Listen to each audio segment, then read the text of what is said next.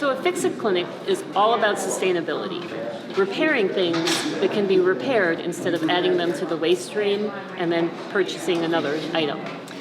So we have people here today who are sharpening knives, doing electronic work, small electronics, small appliances and things, jewelry. We have someone who is working on furniture.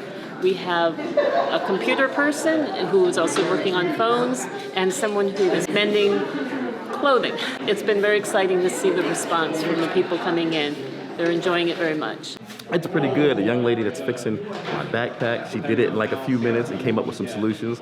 And then I had some shoes that the soles came off.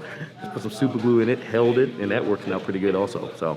And the people who are doing the repairs seem to be enjoying it too. Thank you so much.